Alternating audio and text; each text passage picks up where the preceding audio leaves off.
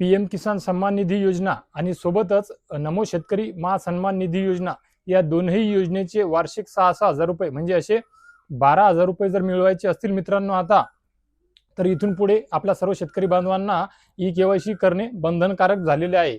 E KYC केल्याशिवाय तुम्हाला 2,000 रुपयाचा 4 महिने मिळून एक वेळेस जो हप्ता मिळतो तो तुम्हाला तसा मिळणार नाहीये. ई केवायसी आता बंधनकारक करण्यात आलेली आहे आणि सर्वांनाच ई केवायसी करणे बंधनकारक आहे यावेळेस. आता असं नाहीये की या अगोदर काही शेतकरी बांधवांनी ई केवायसी केलेली आहे तर मग त्यांना आता ई केवायसी करायची आवश्यकता नाहीये. त्यांना ई केवायसी करावी लागणार आहे आणि ई केवायसी करिता सध्या आपल्याकडे वेळ आहे. परंतु आता ई केवायसी करिता आपल्याकडे वेळ आहे याचा अर्थ असा नाहीये की शेवटच्या काही दिवसांमध्ये आपण ई केवायसी करून घ्यावी, अजिबात नाही. कारण सर्व्हर चालत नाही, पोर्टल चालत नाही, नेट नसते. इथून पुढे पाण्या पावसाचे दिवस आहे, पेरणीचे तुमच्याकडे कामं आहेत, त्यामुळे उशीर करू नका. आणि आपल्या हक्काचं जे 2,000 रुपयाचं जे अनुदान आहे, या योजनेचा जो लाभ आहे, या दोन्ही योजनेचे 2-2 हजार रुपयाचे म्हणजे असे 4,000 रुपये 4 महिन्यामधून एक वेळ आणि वार्षिक 12,000 रुपये जे मिळतात ते थांबवायचे जर नसतील तर नक्कीच केवायसी लवकर करून घ्या मित्रांनो.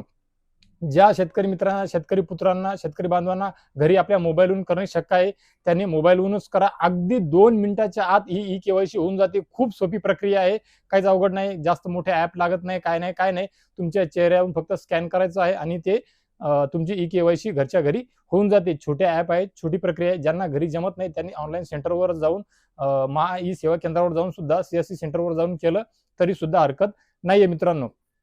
कारण याकरिता आता 30 जून ही शेवटची तारीख देण्यात आलेली आहे मित्रांनो. आणि लक्षात घ्या, पीएम किसान निधी योजना या योजनेच्या धर्तीवरच नमो शेतकरी महासन्मान निधी योजना सुद्धा सुरू करण्यात आलेली आहे.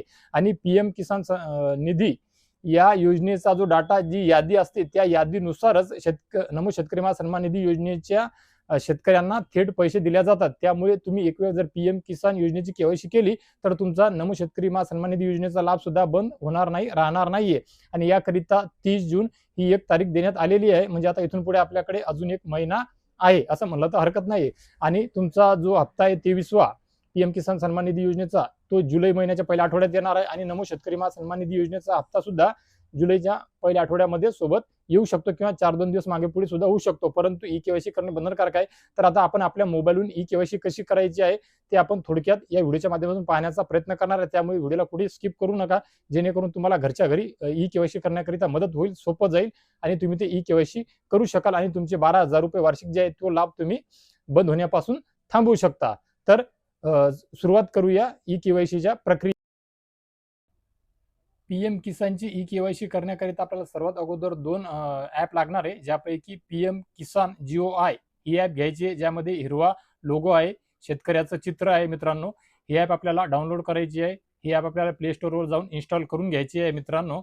ही ऍप खूप छोटी आहे आणि हाताळण्याकरिता सुद्धा खूप अगदी सोपी आहे मित्रांनो. त्याकरिता कुठलीही अडचण येणार नाही मित्रांनो. तर आपण सर्वात अगोदर प्ले स्टोअरवर जाऊन ही ऍप डाउनलोड करून घेणार आहे मित्रांनो.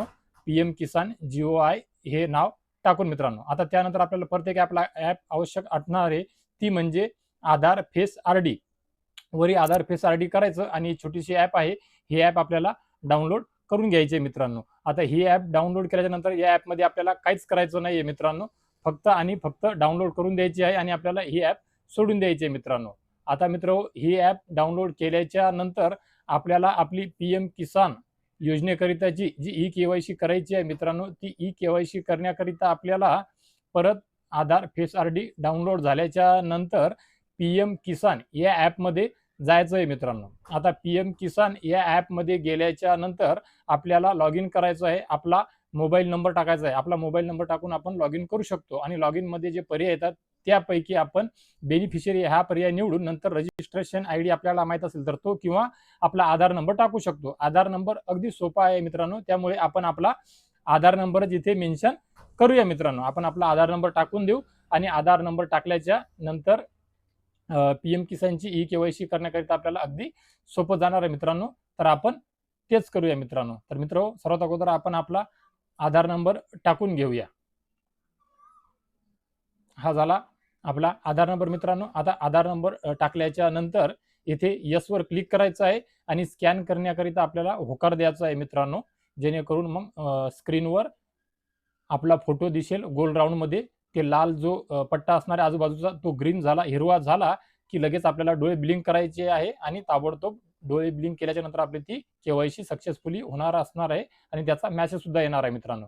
तर मित्र आपण पाहू शकता गोल राऊंड आलेला आहे, त्यामध्ये आपला चेहरा समोरच्या कॅमेऱ्याने घ्यायचा आहे. आता पद्धतशीर घ्यायचा जेणेकरून तो हिरवा झाला पाहिजे. हिरवा झाल्याच्या नंतर ब्लिंक करायचं आहे आपल्याला, डोळे चालू बंद करायचे आहे. हे बघा आपली केवायसी सक्सेसफुल झालेली आहे मित्रांनो. आता ही झाली आपली केवायसी सक्सेसफुल पीएम किसानची, आणि पीएम किसानची सक्सेसफुल केवायसी झाल्याच्या नंतर तुम्हाला वेगळी नमो करिताची सध्या केवायसी करण्याची आवश्यकता नाहीये मित्रांनो. तर मित्र आशा करतो या प्रकारे तुम्ही सुद्धा तुमच्या मोबाईलवरून ई केवायसी करून घ्याल.